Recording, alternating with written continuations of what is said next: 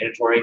And one of the cool things about this handout is obviously yours to have and take notes on. And this hopefully will become your kind of guide, your map, your Bible for open houses. I firmly believe in all the things that we're going to talk about. But in the second half, which tends to cause us to go over our allotted hour, is a sales part. So not mandatory for you guys to be here for that, but I will stay and talk about integrity selling. It's a sales methodology that I've been using for the last 19 years. It's something that I learned while I was in corporate America.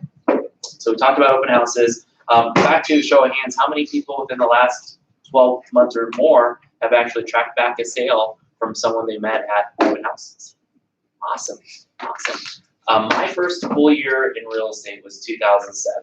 I did open houses every Saturday and Sunday. A lot of them were new construction, but there were new people, strangers that I had never met before. I did a lot of what we're going to talk about today in open house, but then also I did a lot of the integrity selling part, which is going to be the part two. And 67% of my business came from open houses, from strangers, and so there's a lot of art and a lot of skill as far as open houses go. Before we get into the open house stuff, there is some pep talk stuff that I wanted to bring up, and then some to-do things that we've, for those that have come routinely, these are some continuations of what we've been already doing. So pep talk stuff. So most businesses fail because of a lack of ideas. You talk about Netflix, you talk about, or not Netflix, Blockbuster, Kodak. They had a great product, right? But they didn't have the idea that Netflix and all these digital cameras brought in. Set 2020 goals for transactions, volumes, commission, and buyers. That's the one thing as we continue to meet with agents on a weekly basis, whether it's in a group setting like this or daily settings. It's amazing to me that a lot of our agents don't have goals. They don't have the vision boards. They don't have anything in writing. So make sure that you guys focus on those every single day.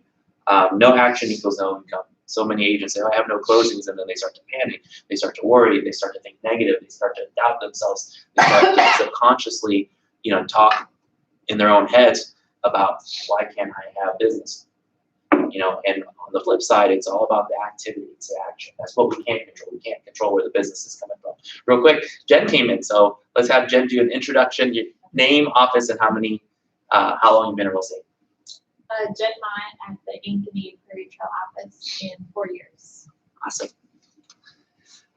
Leads, appointments, and contracts are the lead indicators. Closing are lag indicators. So many of us get excited because next month we've got 4 closings. This month we've got 3 closings, and closings, but we may not have appointments. We may not have new leads. We might not have buyer presentations. We might not have the appointments that you need as lead indicators. So the lag is more of a past tense, whereas the lead is going to help you really understand your pipeline for the future. Oh, there we are. You got a full house in Cedar Rapids. I do. Don't forget to mute, you guys.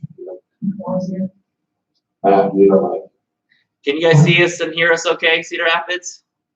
Yes. Awesome. Yeah, if you wouldn't mind, we're getting feedback on our end, but if you have any questions, chat. Michelle's sitting at the computer, so chat her up. Okay. Also, more pep talk stuff. Planting seeds, nurture, harvest, but also hunt. That's the name of the game in real estate, right? Is we're here to plant seeds, make introductions, hand out business cards, do our marketing, be top of mind. That's all the planting the seed. That's all the nurturing, cultivating. But then also we need to hunt, which open houses is definitely hunting. All the other things that we've talked about from a coaching standpoint year to date, also hunting. Serve, deliver, out market, out hustle. I think that's one of the biggest things that we take for granted. We get someone to raise their hand. We get someone to agree to list with us. We get someone to agree to use us as a buyer's agent, but then we forget to serve them to that nth degree, give them that 5-star service. We forget to deliver, deliver on the little things that are very, very important to have a 5-star transaction, and we forget to sometimes, unfortunately, serve on the big things. Out market, that's one thing that I was actually listening to a podcast earlier today, and instead of going out and grabbing more business by out marketing your competition, that's going to be magnetic. That's going to attract business to you. So think about those things, and then just simply hustling the competition.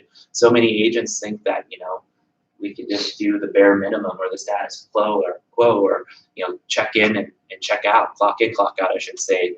But that hustle part, I mean, that goes a long way. It's Saturday and you've got 5 minutes to spare or 10 minutes to spare, and someone sends a text message asking some information. I'm there with you. I'm like, oh man, I'm here at dinner or hang out with my kids or do this and that. I'm not telling you guys work 24/7, but what I am telling you is, hustle in those moments where you have a few minutes to help someone with some important service. And just one note on that, you guys, as far as hustling is concerned, I had a meeting here recently with one of the main brokers of a very large company here in our market. And we got done having coffee and we come walking out. And he says, boy, it's kind of gloomy out today. It's a perfect day just to go home and sit on the couch and relax. That's the mentality of that organization from their leader, one of their leaders. And our leader sitting up here doing this on a wet and cold, on a rainy day. That gives us, I think, that extra edge. And I let him know that. I said, that's the difference between our company and yours.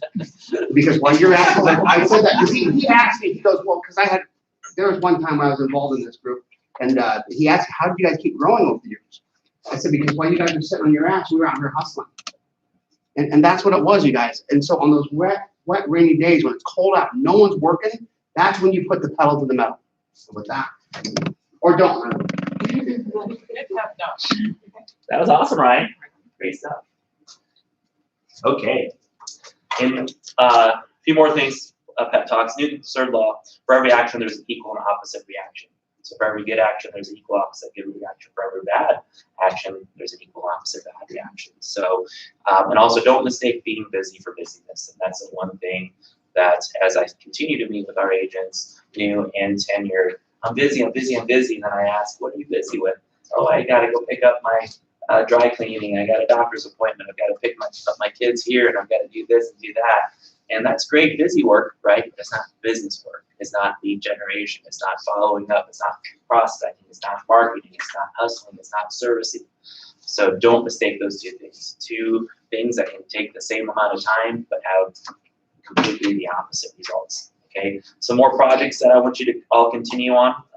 Review of where your transactions are coming from. So making sure that you're, whether it's open houses or sphere of influence, online, direct mail, things like that. Also, everyone in this room that have been in attendance should have an activity planner that I've created. If you don't have one, message Michelle and I would be more than happy to share that. It's a weekly activity planner that will help you with all the activities that you need to focus on. Also, I want you guys all to continue to do these marketing audits that we've been suggesting, reviewing your websites, including your profile pictures.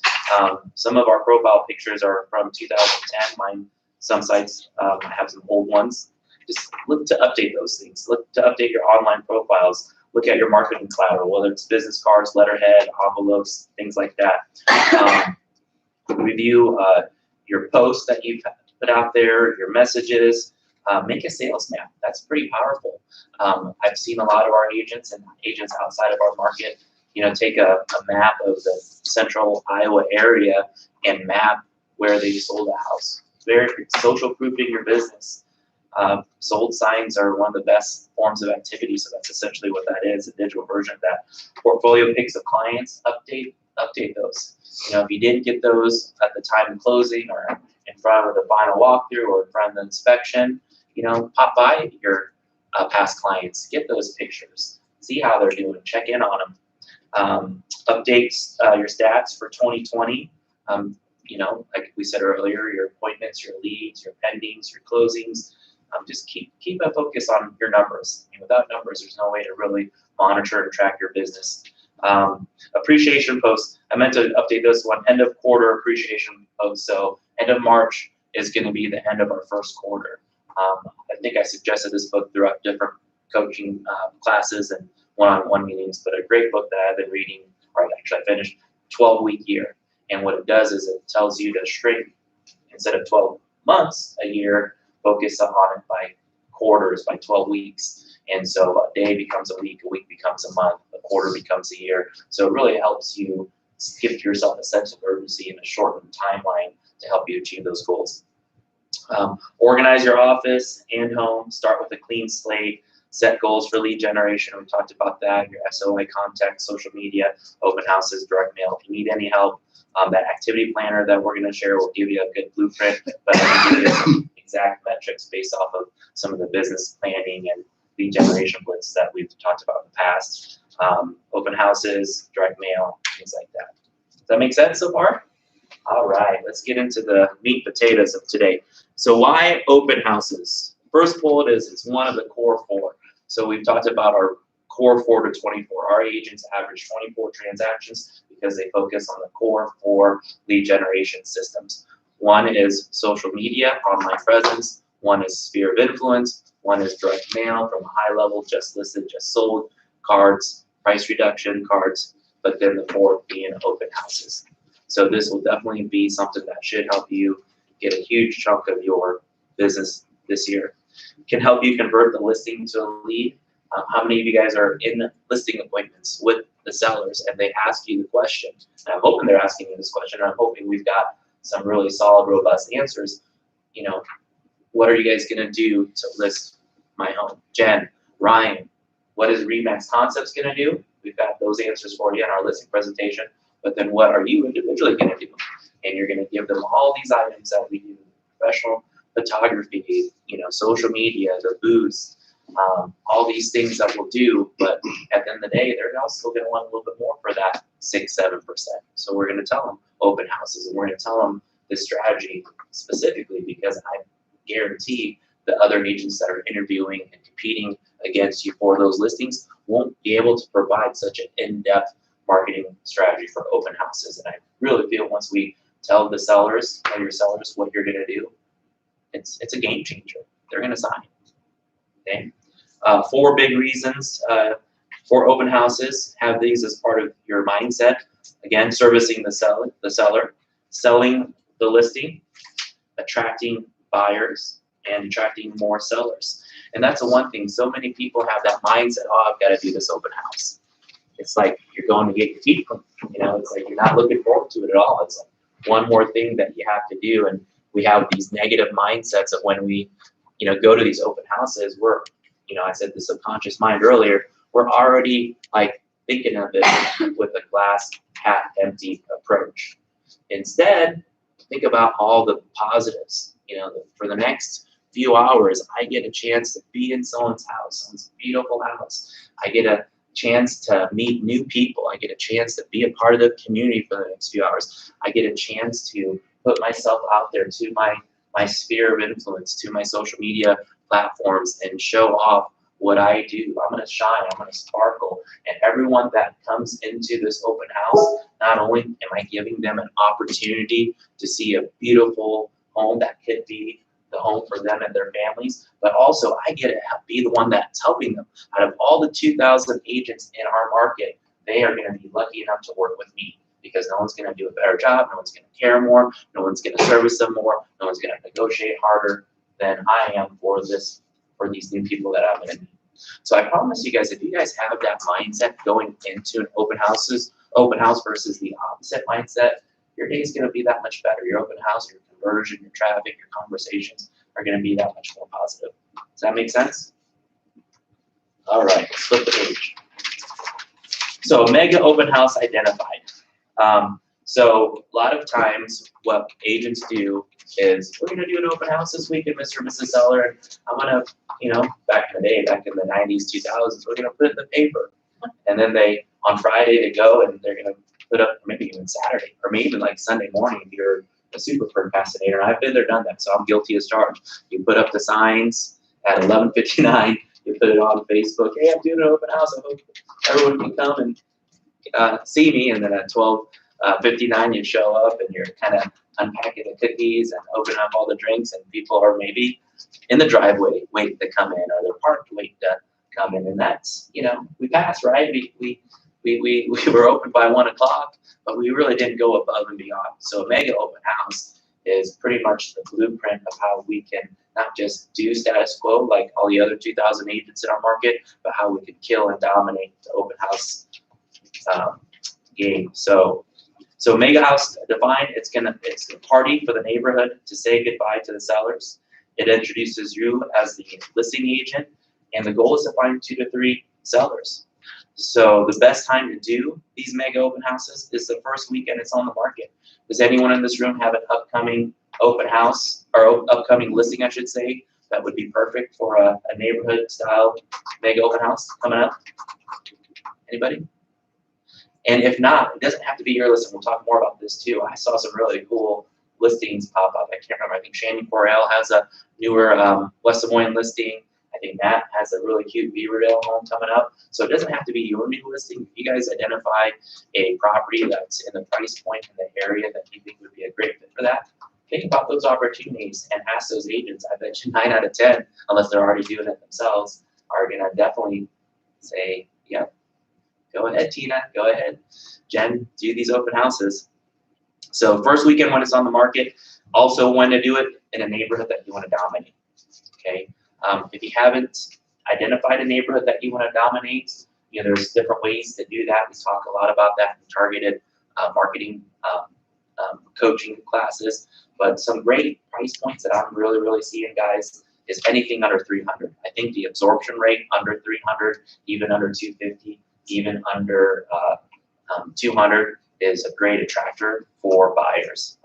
Right now, things above like 300 to 400, we're seeing it still kind of more so be a buyer's market, so things aren't moving as fast. But that sub 300, you know, I think especially in the right area, and then also especially in the right home too. Like there are some homes right now that I see that aren't super attractive. They're not enticing people they're not flying off the shelf. They're not compelling enough to get people to give up a few hours of their Sunday to come see them. So think about those types of things when you're picking the right open house. Also, a great time to do a mega open house is right after a price reduction. You know, so maybe you did it the first weekend it was listed, but then 30 days go by and it's been, you know, pretty slow. You haven't had 10 showings. That's one of my rule of thumbs for when I meet with sellers is, Mr. and Mrs. Seller, we're going to do a lot of great marketing for your listing, but the number one marketing tool that we have is price. Price will tell us immediately whether or not we have a marketable property.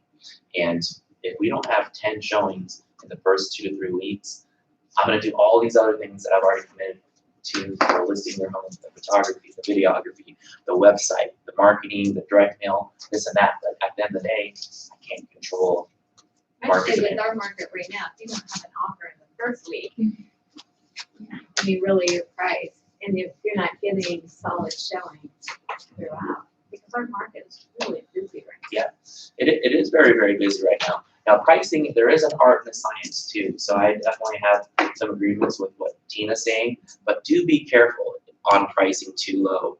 And I'm not saying, again, every house is different, right?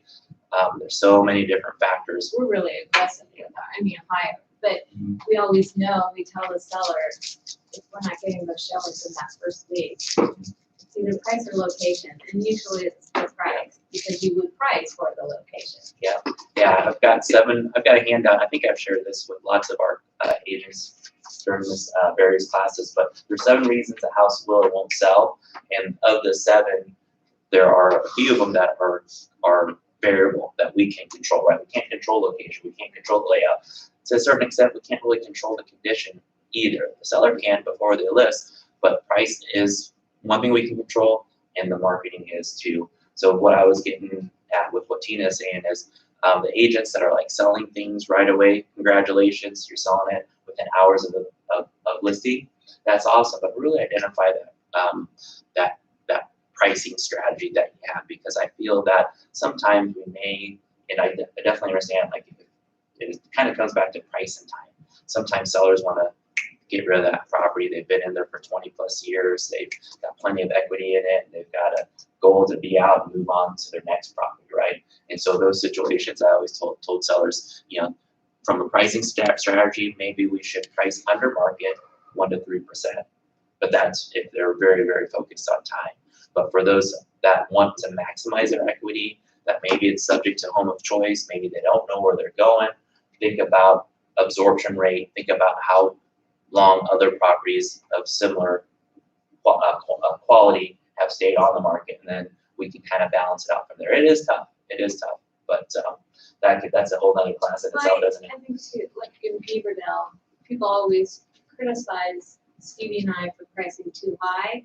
But every time we're getting the price are higher and it is appraising, I think it's being not scared to price Mhm. high. Yeah, You really do have to look at everything. you definitely do. You definitely do. And there's nothing wrong with setting records, right? We don't want a home to stay stale on the market, but if it's in great condition and you've identified it versus Or just comps, the demand. yeah. And sometimes if it sells within too short of a time frame, you underpriced it. Yeah, and I'll give you an example of strategic pricing for one of my own personal properties. We renovated a house in the Drake area on 27th and Kingman, and we were very, very high for a one-car detached garage. But I knew we had done everything right in that home. We took it down to the studs. It was pretty much a brand new home in a historic shell, and we priced it over 300K. I don't remember what we had I to did sell. that open house. Yeah, it was, I mean, We got a lot of people. We had 19, 20 people that day. yeah. So, Makes you want to do open house again. yeah. All right, let's keep going. Not really. When not to do a mega open house in a price range you don't want to work in an area that is not in your geographic target. And to each their own, there's no hard yeses or hard no's, but if you need a second opinion on, who should I do a mega open house in this area or this listing, definitely feel free to reach out to me or anyone else, any of the other brokers. So step one, pick a date to give yourself enough time. Also think outside the box. Don't limit yourself just to Sundays. I know, especially if you're great at open houses, if you're picking up a lot of buyers and sellers like Mr. Mike over here, open houses just don't need to be, once a week, Sunday, 1 to 4. Think outside the box. New construction, there's a lot of new construction that's open on Saturdays. There's a lot of agent opens that they're doing it already during a weekday, like 4 to 7. We're doing happy hour. Yeah, happy hours and things like that. Why not double it up? Why not give it an opportunity, especially if it's a brand new listing to the market? If you could do something like that, make it a fun wine and cheese event, I think that's a great idea. But definitely pick a date that gives yourself enough time. It's one of those things where you can be very reactive with open houses and talk to a seller on a Monday or a Tuesday. Say, yeah, you know what? We're desperate for any type of activity at all. Let's go ahead and throw together an open house. Well, guess what? We didn't give ourselves enough time to do all these other things that we're about to do. Okay. Pick a preferred vendor to partner with, leverage their time, energy, and money. Does anyone strategically do open houses, partner with the lender, an insurance agent, an inspector? I have that. I think you have to be really careful because if you have a talker, like I'm talking right now, then it's hard. Some of them won't be quiet when you really need to be focusing on. Yeah, that's a great point. Seriously. And that's where you have to be smart and strategic with who you pick. There are some loan officers that will just talk themselves and you out of a potential client because just their people skills. Pick the mirror version of you or someone that complements some of the qualities that you do or don't have. But I definitely believe, and especially from a safety security standpoint, having a second person there is always a great idea. And even if they're not able to make it, if they're able to help sponsor it, if you have a partner that will help with marketing funds, help with marketing materials, help with maybe some giveaways and some treats and things like that, definitely think about that because 9 out of 10 times, if you ask the right person, they're going to say yes. And then at a bare minimum, you partner with that preferred lender that you have. You tag them on your marketing. You tag their lender, their bank on your marketing.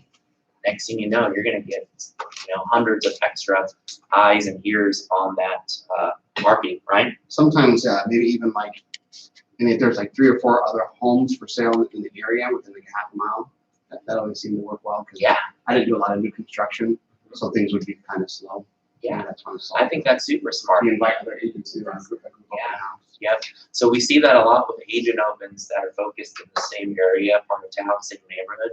But why not? Especially if it's another concepts agent. There's a few of our listings in the Ingersoll or Beaverdale or Ankeny area. Why not make it a neighborhood style open house? I think that's a great idea. Also pick a theme.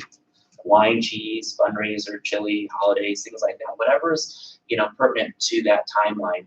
There are times when I've done open houses, and because I did it for Toys for Tots or because I did it Super Bowl themes, that's what really brought them out. And if you're using that in your listing presentation to that seller, you know what, Mr. and Mrs. Seller, St. Patty's Day is right around the corner, so wouldn't it be neat? Maybe not St. Patty's Day because maybe they're hungover Saturday and they don't want to show up on a Sunday, but think about things like that where you can really do some tie-ins. I don't know if you guys watch a lot of the Bravo or HGTV shows, but when they do open houses, they're always theming it and doing something fun. So think about what's gonna set your open house apart from everyone else, because at the end of the day, that's what's gonna make you and the house memorable. Okay, so step 2 is planning your marketing. So again, giving us enough time to truly market it. On Monday, posting it online to all the websites, MLS, Matrix, Zillow, Trulia, Remax, Facebook. We've got people to help you do that, but just making sure that you're overseeing that strategy. Think about creating a Facebook event. I think those are some of the best attended open houses when I see the actual events being created on Facebook. Record a video invitation and email your video invitation to your database, and or maybe tie it into your newsletter. So maybe that's part of your system. You know that your open house schedule is the 2nd and the 4th week of the month, and you know that your newsletters are going to go out the 1st, the middle, and the end of the month. So why not kill multiple birds with one stone and do a self-recorded video saying, hey, this is Umexe, and just want to make sure. And this video, is something that is something that you can kind of have it targeted to your sphere of influence, but then also to the general public. So what I would say is, like, this is Umexe, and I would do it in front of the listing too, whether you're outside or inside. This is Umexe, and I'm standing in front of 123 Main Street. I'm so excited this weekend. I'm going to be doing an open house Sunday from 1 to 3. This home is gorgeous. It's got all these features that I want to show off and share with you. Also, I'm going to be doing this, and that. I'm going to have a giveaway. We're going to have some treats and snacks. Hope to see everyone this weekend. Okay. Post a video on the seller's Facebook page or have them post it. Now, this is another thing. Please take this as an idea. Write this down. I don't think we're tagging our sellers enough when we are marketing their homes for sale. Now, of course, we want to do it with permission, right? Sometimes, some sellers at the ultimate extreme level, they may say, "Ooh, we don't want to sign in the yard, and we don't want anyone to know we're selling the house." We're just, wanting to, be secret about that. That's 1 out of 100. 99 out of 100 are gonna say, "Absolutely, Cindy, tag me in the video." And what's the benefit of tagging that seller in the video? It touches all of their sphere, right? All their friends on Facebook and their friends of friends, and you're gonna be that hub of information for their listing, and also you're gonna have a glowing review at the end of this transaction. So what better way to self-promote yourself? Okay, Wednesday, send invitations by mail or door knock. Don't forget expired listing and for sale by owners in the area.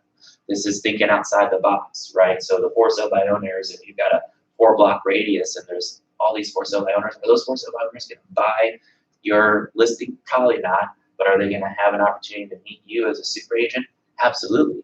And you're going to be like, "Oh yeah, you're selling the house a few doors from such and such. I love your house. I've seen pictures of it. I actually, have about a few buyers that I've been working on based on this home. And so, this might be a great opportunity for me to set up a time to preview your home and potentially pick them up as a listing." So the expireds too. The expireds, those are individuals that have already tried to sell their home, that they've committed to work with an agent, they've committed to paying commissions, but for whatever reason, one of the 7 things that I mentioned earlier, it didn't work out. So why not invite them to, will they be shopping their potential competition? Sure. But at the end of the day, we all know a buyer's going to buy the home that's best for them, right? But then again, just one more person to meet and add to your mailing list, to your potential sphere of influence. Friday or Saturday, follow up with an email, phone call, text messages, boost on Facebook. Can boost earlier in the week too. I love boosting things on Facebook. It's got to be the best return for the money. $5, $10, $15, $20. You get so many impressions. If we're not doing those things and you're not using that in your listing presentation, I think you're really missing out. You got to spend money to make money. So who all has had a good experience? Are you really tracking it though? But before, when I was using it, I felt like we were getting stuff from it. And then when Facebook switched, I feel like half the time they charge me incorrectly. I can't reach anyone to get my money back. And when I'm tracking stuff, I'm not getting people that I can say are buyers. In fact, It's not all my stuff I had all these Chicago people one week. Yeah, we might even help you I with that got one. that too. Well, Yeah, What do you mean yeah, when I've they been ship doing it? it for a long time, so I've gone to the Facebook. yeah. What do you mean when they ship it though? You said something ship it. You used it this way and then all of a sudden something happened. Right, there was a They shift changed- with they changed Facebook, rules, they yeah. changed They it, changed the and rules. after that, Okay. I Was it have not targeted? been, I Was it haven't been able to targeted? track, yeah. Okay. Right, it might go to, like she Mhm. said, Chicago. Yeah, I've had a or ton whatever. of That's people someone that from would- Chicago contacting me, That's weird. and it was weird, and it's continued, and so Yeah. I'm only. Have we heard that, Michelle, in our other social media classes? Sometimes, I Okay. would just, Well, and the one thing too for doing that, for to really Chicago, track it. the only thing I can think about for the people in Chicago is maybe something in their profile had them set up. Maybe they are from Des Moines but live in Chicago, but who knows? But that's kind of weird. But I will tell you the track or the boosting that I have done in the past, and then we do a lot of targeted boosting for Dreamscape too. It does work. I mean, But definitely. how are you tracking? That's what I would like to know. How are you actually tracking? Yeah, it'll be like a call to action, and that call to action will say, visit our website, email us for more information, or send us And a you're message. getting the Yep, hits. yep. And then we also ask too, so when they reach out to us, how Yeah, did you I hear about always us? ask, Yeah. but I'm never getting anything, other than my personal page is where I'm Sure. hearing that they've seen it, Yeah. so. And if the AdWorks or whatever, I think it's actually better from what little I've been on it. I don't know. Yeah, AdWorks is pretty sweet, and I know we've had a lot of luck with our Boost platform that we have bought for all the meetings, our local listings. And then also this megaphone that's going to be coming out is going to be pretty good too. The question we have from Cedar Rapids is, are we talking about boosted or targeted ads? You're talking strictly boosting? Okay. Targeted ads too. So there is a difference. You can just boost or you can target, and there is a difference. Yeah. And so I guess one thing I should clarify too is when we target by a zip code, by I an do too, area. yes. But that's a whole nother class that we can really get into. There's a ton of art and science with social media and how we do that. Okay.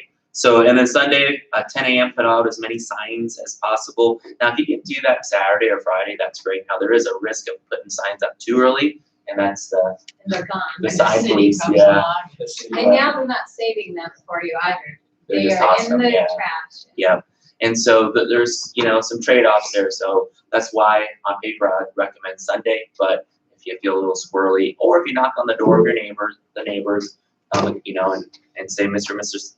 Homeowner, I am Umexe, and I'm trying to help your neighbor sell their house down the street. Would it okay if I temporarily put a sign on the corner of your yard? I promise to pick it up right after the open house is done. So you can definitely do those things too. And then at 11:30, a seller's lunch. We're gonna talk more about that. That's part of the neighborhood party for the sellers to say their goodbyes. And this is the pre-open house lunch that you would do to meet potential sellers. And then we'll go into the open house at 1 o'clock. Okay. So step 3, preparation. This is something that I would definitely recommend doing days in advance. Know the area listings. Super simple, right? We can do a mile radius, we can do a neighborhood specific search, but not just knowing the area listings, but printing out those listings as well. So you have them handy, maybe you put them in your folder or your binder. Of course, printing out property flyers and financing sheets for the open house, different open house apps. I know there were some that Sarah shared on our personal page. That's kind of new tech ways to have an iPad there or a computer there for open house sign-ins. I find that's more beneficial than signing in. You like that better? Yeah, people, I mean, step 1, 2, I don't know what it is, when they plug it in, they give you the right phone number most likely and the right email. How many times you've seen a written one, you I call hope number it's the doesn't opposite.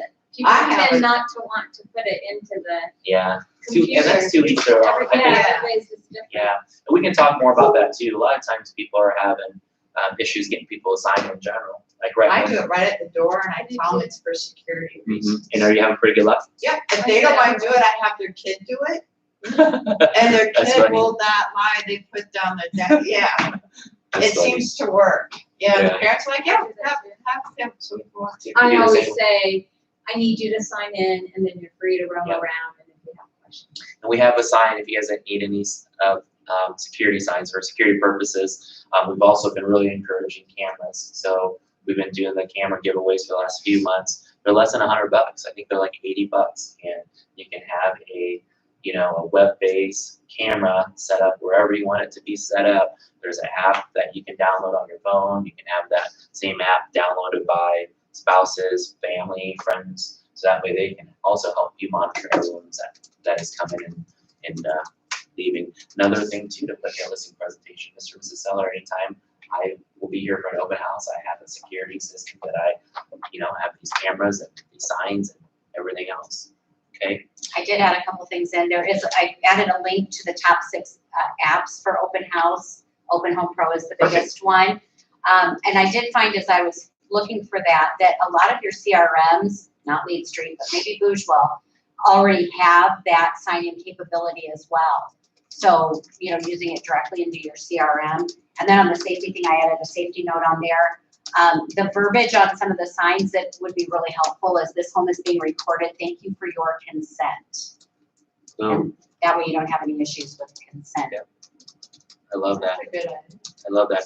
Okay, so also things to be prepared, business cards, of course, company marketing pieces, laptop or iPad for instant property searches, and then buyer or seller items of value. This was a tip and a trick that I used to do all the time at open houses. I would bring my buyer's presentation, and then I would also bring a listing presentation.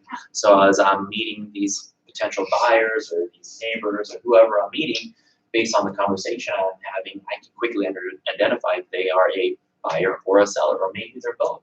And then at that point, I say, Mr. or Mrs. Such and such, some of the things that I do for my clients is I set up meetings either at their home or in my office, and I go through all these things to make sure that they're educated and informed about the selling process, about the buying process. And these are all things that I will give to my clients. I don't have any extra copies here today. I just brought this as an example, but specifically, these are the things that I wanted to show you. And whatever their hot button was at that time, maybe it was marketing, maybe it was the process, maybe it was the timeline. You just have all that information, and all of a sudden they see kind of the behind the scenes. They see under the hood of what you all do as agents, and that's going to be very impressive. That's going to really set you out as a professional. Mike, did you have something? Okay, stretching. I have one thing Yeah. though. I think it's very important that everyone asks when someone comes in, are you working with an agent, before you give them your information? Because Yeah. we've had a huge issue recently with someone that took our client. Sure. Yeah, and I've got more role playing here in the next page on that. So those are all things to be prepared. Does that all make sense so far, guys? This mega open house. So more than just an open house, it's a party for the sellers before they move, a luncheon. They can invite the area neighborhoods, and then we go into the consumer retail open house. Another thought on doing that, and some of the things I looked online, some of the things I do with mine, go to Dollar General, get the little gift bags. I have a ton of water bottles that I have left over. There was a couple water bottles in there, a couple things of candy, the cards, and the flyer for this house is in there. And if you grab the right bag, there might be a $20 gift card from. But please feel free to grab one once you signed in. Yeah. So it encourages them. But then when they leave, go, that ring guy, he's one of the bags, right? Yep. Yeah, I love that. Yeah. The giveaways are awesome, and that's one thing too. I know agents in the past have given incentives more than just cookies and lemonade. They've given, gift cards for a drawing. There's nothing wrong with that. Absolutely. I think those are all great ideas. Okay. So open house, stand at the front door with the sellers. Now this is the pre-open house when you're greeting the neighbors. They're coming over for either lunch or snacks or whatever you set up. But stand at the front of the house with the sellers as the neighbors walk in. I mean, you're hosting this event, even though it's your seller's house.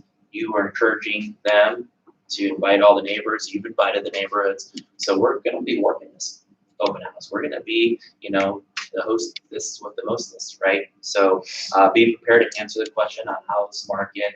Be prepared to answer questions on how the listing's going. Be prepared to answer all kinds of questions about real estate. Let them chat with the sellers about family and where they're moving to, And just those things for us to still, be involved in those conversations, to float around like a social butterfly, to be engaging with all these potential sellers. I think this is probably one of the best parts of this mega open house is meeting all these new people. Once lunch is over, ask the sellers and the neighbors to leave so you can start the open house. Then you can greet all the visitors at the door. Ask them to sign in. Now I put first or last, so I love what Cindy's saying. For security purposes, we ask you to sign in. Back when I was doing open houses very regularly, and there was no right or wrong way, I would ask them to sign in. But then during the open house kind of walkthrough, I'm building rapport. We're going to talk more about that. I'm asking lots of questions. I'm asking them if they're committed to an agent. I'm asking them what their needs, what their wants are. And based on that information, I'm also demonstrating value on how I can help. I do know a lot of homes similar to what you're looking for. I think this house that we're in right now is a great fit. But, if you wanted some information on some upcoming listings that I know are going to be hitting the market, I'd be happy to share that information with you.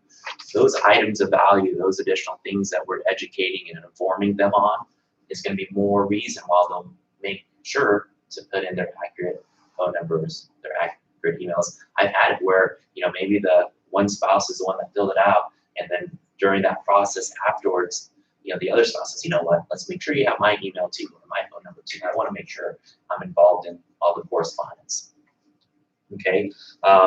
We talked about the next few bullets, developing rapport, asking questions, demonstrating value. That was one of the things that I would say really helped me close, 60 to 70% of, or helped me close 60 to 70% of my business volume in 2007 was demonstrating value, because so often they view agents as salespeople, right? And essentially we are. We're there to help a seller sell a home. We're there to help buyers buy homes, right? But when we demonstrate value as far as having the information, educating them on the market, showing them what we can do from a buyer's agent services standpoint or from a seller's standpoint, that is more ammunition and more attraction to us for them to use us, okay?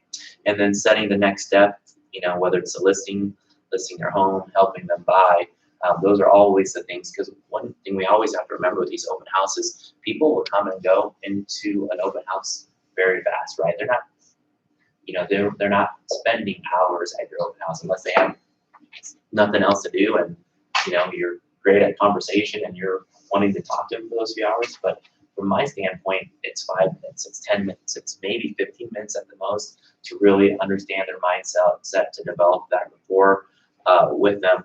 But the key thing is, if you've got like dozens of people in, or maybe a handful of people in, it's doing those things as quickly as possible, being super impactful with what you can do to help them, and then setting that stage for that next appointment, so that way you can have more of a one-on-one time. So instead of just kind of going into open houses not prepared to know what you are going to say or what you can say, what your elevator pitch is, what your value proposition is, what I would really, really recommend is writing down exactly how you're going to say things, the tone of your voice, by practicing it, role-playing it, whether it's role-playing it on your phone and recording yourself, videotaping yourself, doing it with a friend, doing it with your spouse or your partner.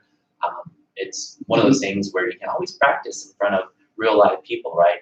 But a lot of times you only get one chance to make that first impression. So over the years of me doing hundreds of open houses, I know exactly where to stand, what to say, how to get that next step. So it's very important. It is something that over time I think will be continuously beneficial for you guys to keep practicing those things.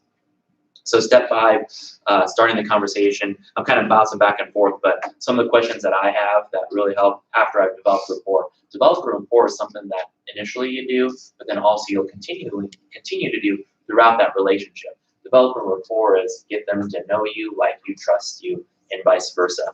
But questions, once they do come into the home, is how did you find the home? And again, that will help us prove if our marketing works.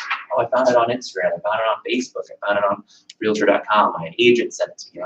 That's a great answer, right, for you to know, so that way you know that they are committed to an agent.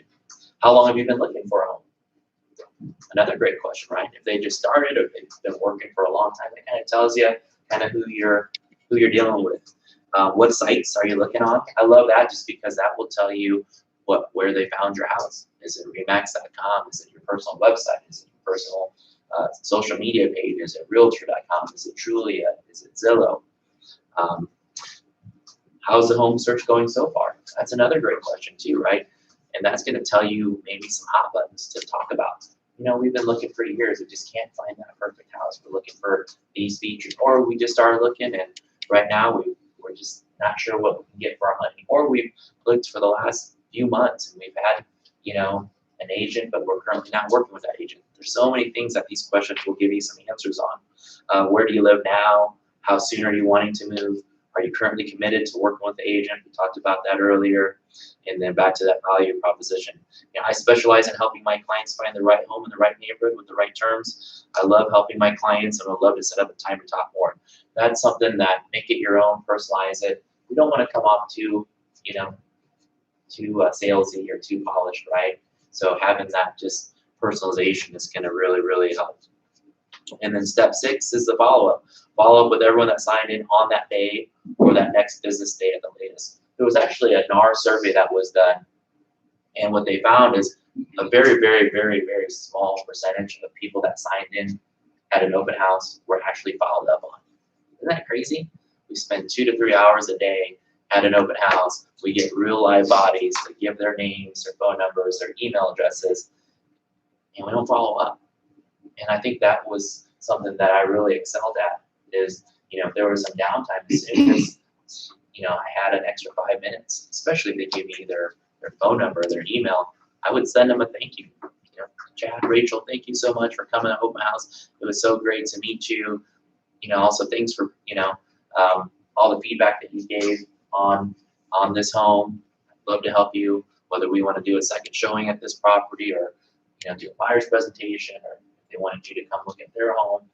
That follow-up is critical. And I think what happens is we get so overwhelmed with being busy, and next thing you know, it's like, oh, I don't have that hour to follow up with all the 5 people that came to that open house. That's where, you know, one person at a time, just follow up, follow up, follow up.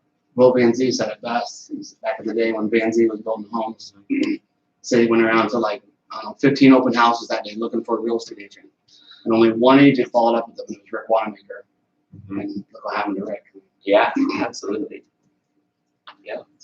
I think part of the time too, when you're doing open house, there's 2 thoughts I have here. A lot of times when you're doing the open houses, especially when you're younger, newer, you might be doing a new construction for somebody. Yeah, I'm there trying to sell it for X, Y, and Z. And I'm representing X, Y, and Z while I'm there. I might be doing it for Tammy, Greenland. I might be out there doing those.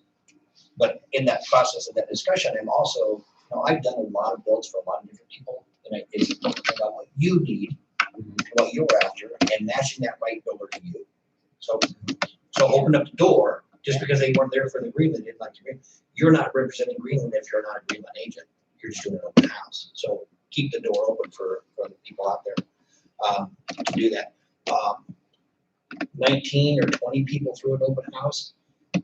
I coached for a long time. I called timeouts in the middle of the open house because I can't get to everybody. And I said, oh, this is getting way crazy for me. I need a timeout, and I just need to let you know I'm the agent. And just let them know, I'm not going to be able to get to all of you, or some of you are going to have questions that I'm not going to get answered. So please leave me your information, and I will follow up and make sure you do. And the other thing I do when it's not as busy, and I'm making conversation, who's got how many kids and runs dreamscapes, and she's got a daughter that's having a baby, and so you touch that personally with them on something that you discovered during that open house, and then they follow up and they're like, holy cow.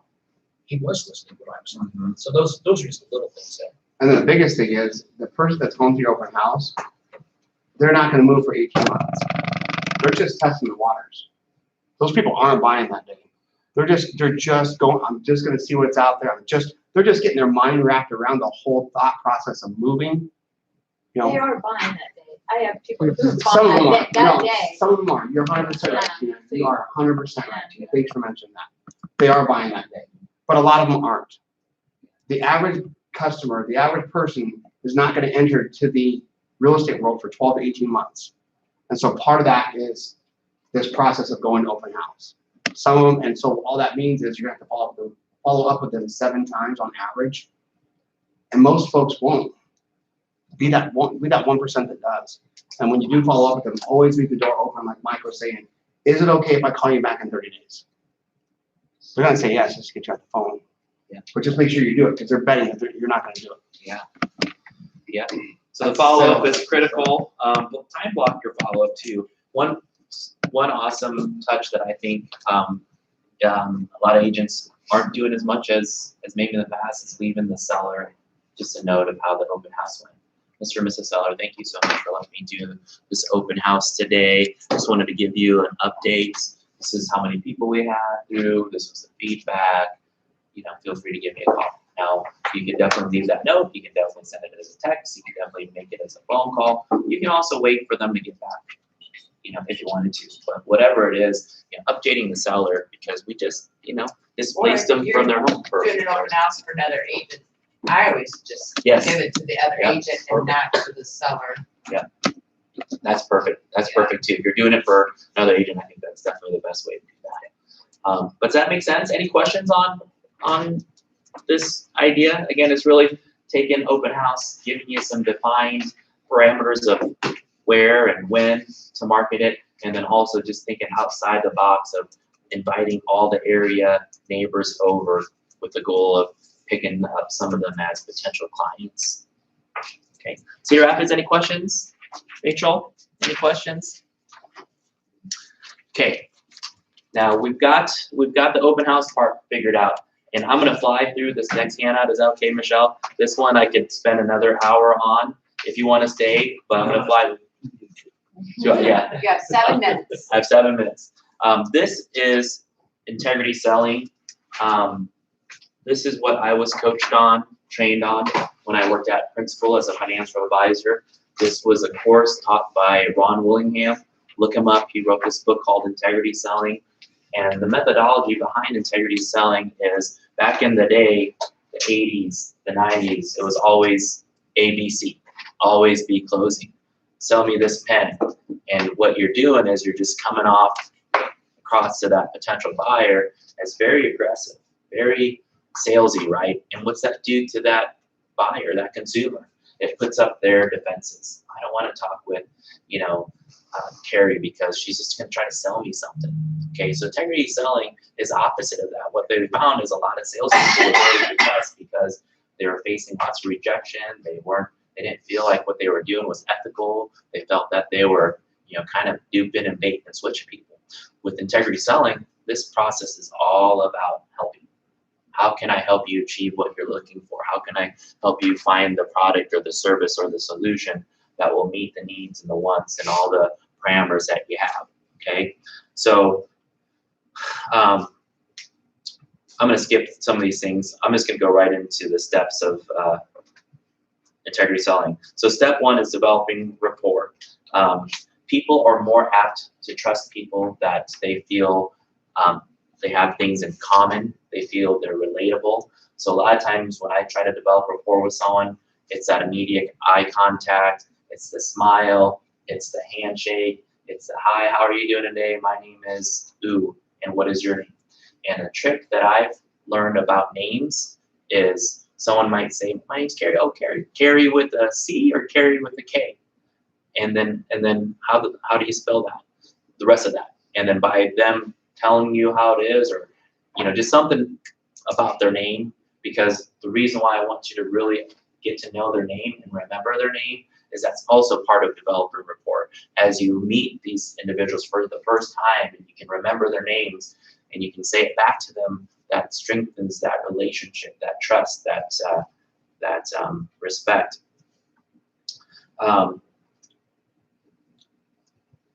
Getting them to like you, get them to talk about themselves. I've talked about the holding, the eye contact. One of the things with developing rapport too is getting them to like you. So what is it about your personality? What is it about your background? What is it about just, you know, is it your family? Is it your what school you went to? Is that something that you had in common? Sometimes it's just having fun. And that's one thing that I think I was kind of known for when I was a buyer's agent or at an open house, is I just love to have fun, crack jokes, make fun of myself. So whatever that personality that you want to portray as your personal brand, do that. Step 2, this is probably the most important part of the sales process, the integrity selling process, is understanding that mindset. Find out what their needs are so you can offer a solution. Find out what their single most important need is. Ask a lot of open-ended questions. I gave you some examples earlier about, how long have you been looking? What have you been looking for? What's your budget? What kind of payment are you looking for? Is there something specific from a house standpoint that you're needing? Is there something specific from a neighborhood? Do you want, a big backyard? Do you want a certain school district? What kind of timeline are you on? Are you pre-approved currently? Are you currently, working with an agent? So by understanding their mindset, and this has nothing to do with selling. We're not selling anything yet. I know it's going to be very, very, very, it's the best word to say it, very enticing maybe to like automatically start selling. Oh my, you're looking for walkie? I'm Mr. Walkie. I know everything about walkie. No, we have to continue to get that big, broad picture of what they're looking for. And sometimes if you have 5 minutes or 50 minutes with the client, potential client, developing the rapport and understanding the mindset might be 70 to 80% of your conversation. I always tell our agents, you have 2 ears and 1 mouth, so listen more than you talk. Ask these questions, have these questions kind of rehearsed in your mind, and then that way we can go to step 3. The first question is, can I ask you questions? Sure, that could definitely be. Because then that's the first question. Yeah. One of the things too is, this is giving them an outline of what's going to happen. So Mr. and Mrs. Sardo, thank you so much for coming to the office. I'm so excited to meet with you guys. We've got a lot of stuff to go over today, or I have a lot of stuff to go over with you guys today. I just want to make sure that I'm mindful of your time. How much time do we have to meet today? And sometimes they'll say, "Ooh, we're really busy. We got to pick up our kids or do this, do that." So I might know if it's 15 minutes, 30 minutes, or an hour. So, but asking permission is always great. But step 3 is demonstration. Show how you can fill the needs that people admit they're having.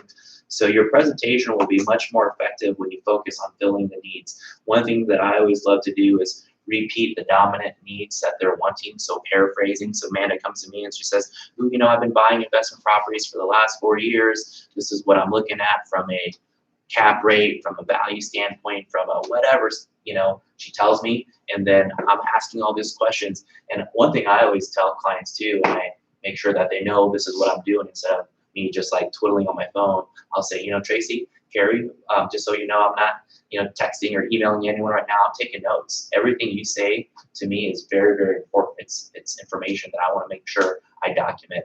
As much information as I can retain in my brain, I know that I'm going to forget something.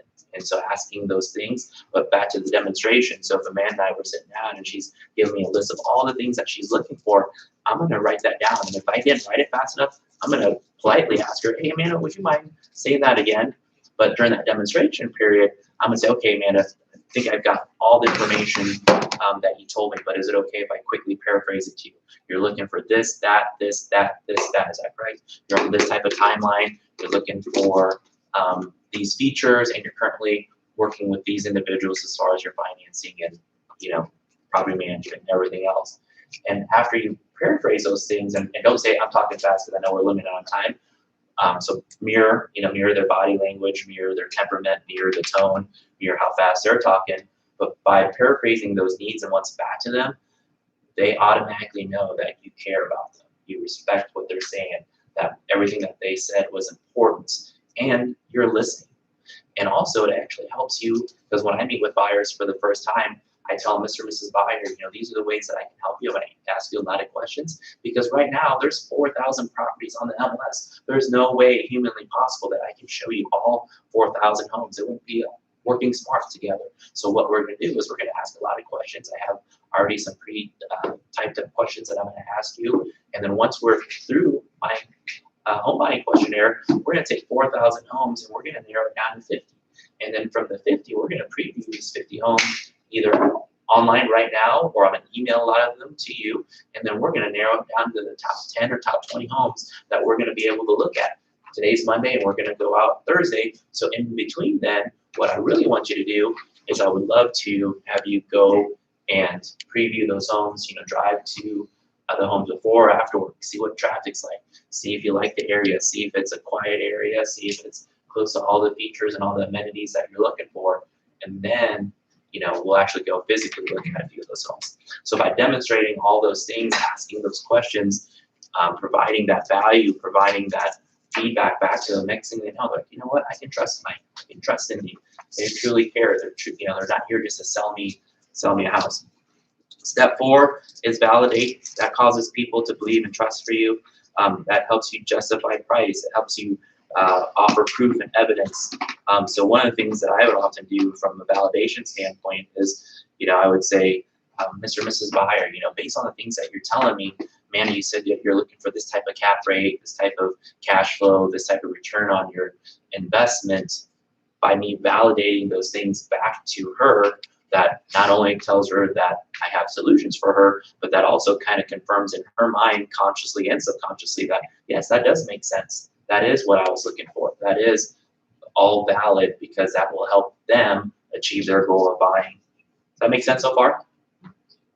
Step 5 is negotiate. Define a process of working out the problems or concerns that people have from buying. Focus on the front end, not the back end. Simply put, we need the rapport, right? We need rapport to be able to negotiate with people. If you try to negotiate with someone right away and they don't trust you, they don't like you, they don't respect you, and what they say, everything that you're telling them, they're going to discredit. It's going to have no credibility whatsoever. But when you presented them with a solution, and I tell buyers this all the time, I would love to find you the perfect home that met 100% of everything that you're looking for. But guess what? Sometimes perfect doesn't exist. Perfect may not be within the parameters specifically of that elementary school that you're looking for within your budget. But what I do want to do is I want to get more of the wants and the needs than the non-wants and the needs. So if we can get at least 60, 70, 80% of what you're looking for, I think that's, something that we should strongly consider. So sometimes negotiation is viewed as like a him versus a her, or a her versus a him. It's viewed as very confrontational, right? But really a negotiation is like you're in their mind, you're on their side, and really they're trying to figure out if the solution that you've offered them, that house, is a good option, and then you're helping them kind of negotiate through those things, just kind of validate, self-justify those things. So that's a super important, like, emotional intelligence thing that I've practiced and preached and really worked on. And by being able to have all those first steps solid, building that foundation, that relationship, that negotiation part's going to be that much easier, because there's sometimes people just want to be stubborn. They're like, no, you know what? I told you I wanted a formal office. I told you I wanted a formal living room. I told you I wanted all these features, and they just can't be reasoned with. But if you've done all the parts up front, they're like, you know what? That does make sense. And I get that. Especially when we've done everything by a process of elimination. We can say, Katie, we've looked at all the things. This is everything that's on the market. I've bird dogged for that perfect home for you. And this is the best that we, have available right now. So you have some options. One is we can make some adjustments based on your criteria that you're telling me, or 2 is we can wait. But I have searched high and low. I'm trying to find that needle in the haystack for you. And so the things that we need to overcome, which we're trying to negotiate on, is price. I know we talked about your budget being $275. This house needs 90+% of what you're looking for, and it's $5,000, $10,000 more than that. So we don't really need to sell them on the first $275 or $285, right? We just need to sell them on the next $5,000 to $10,000. And so simply put, and I always tell buyers is, I'm not trying to upsell you on a payment, but I will try to educate you on that payment difference. So what I've always told my clients is, for every $1,000 that you go up or you go down, it's about $4 to $5 in payment. So for 10, this home meets 90+% of what you're looking for, Katie and Chase. So for an extra $40 to $50, is this house worth it? And only you can be the judge of that. What does that $40 to $50 mean? Does that mean Chase doesn't get enough cases of beer? Does that mean, yeah? So those are the things, and that's what we're starting to negotiate. Does that kind of make sense, everybody? So once you have, and that's the key thing too, and I can give another class hours long on negotiation, the takeaway, there's Benjamin Franklin, there's so many things that we could coach and train on. But once you have that negotiation down, and it's not a them versus us, it's a mutual thing. But once you have that down, I think you'll really, really succeed in helping convert, because the great agents, the great salespeople, they do that just so naturally. So again, as your question to ask, as you're validating and your negotiation, what other questions do you have? What other concerns do you have? Because it's kind of like snakes. You want to identify any snake in the room as possible, because you want to just eliminate that snake. Use a different analogy. Yeah, hate snakes. I don't know a different analogy. That's a good one. I was thinking about that. What other information do you need? So sometimes they just don't have all the information that they need. So you have to ask, okay, so this house, you have concerns because it's on a septic system, or you have concerns based on the age of the plumbing system, or you have concerns based off of the siding or the roof. How can we combat those things? Well, I've got a contractor that I can, come over and take a look, or we've got this inspection period, or you know what, they actually have that on the seller's disclosure.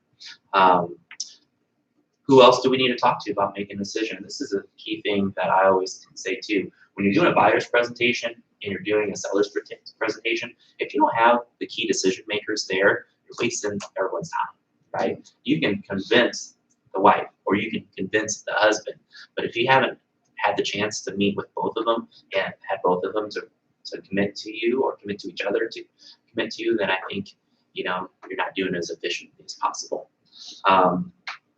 What other things you need to consider before making a decision? As you review our discussions, will my solutions fill your needs to satisfaction? And what else do we need to close?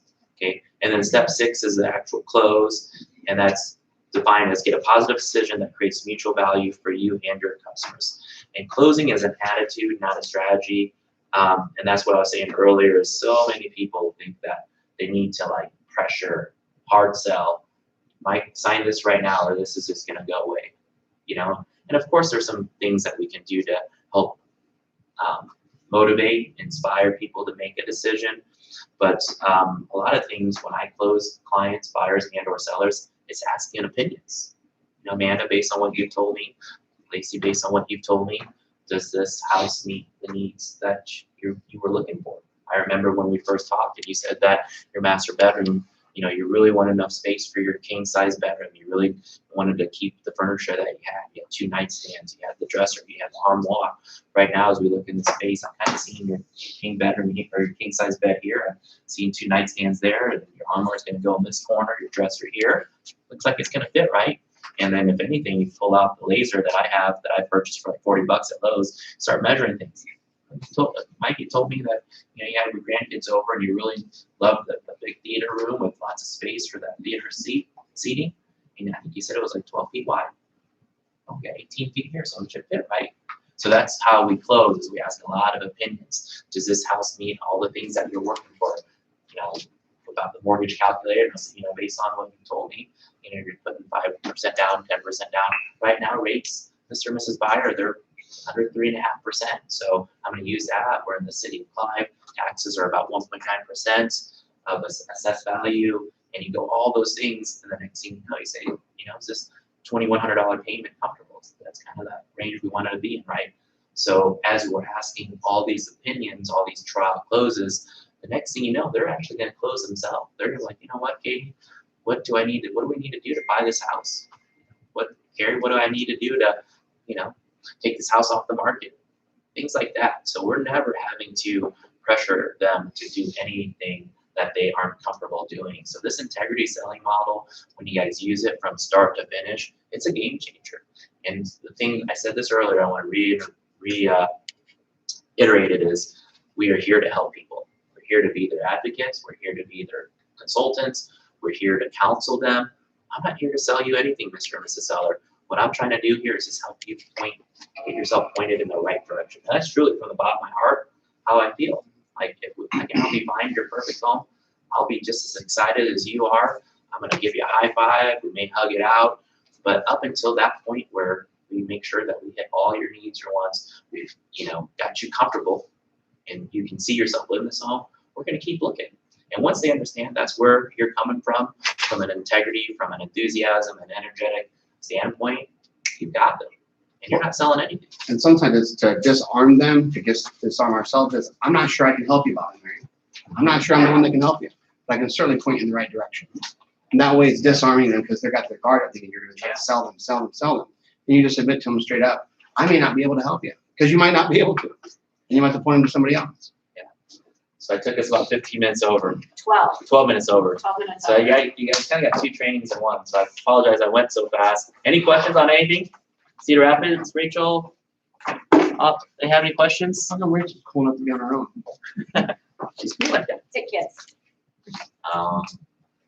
But that's all I got, guys. I love this handout. I'm not being boastful because it's my handout, but this is a great, I think, Bible for open houses. And then the integrity of selling is not just for open houses, as you guys can probably tell. It's for any type of conversation that you're ever going to be in. You know, life is all about sales. Sometimes you got to sell to your spouses. You got to sell to your kids. Yes. So this is a great book. I don't know. What do you think? Kevin Ward, looking yes.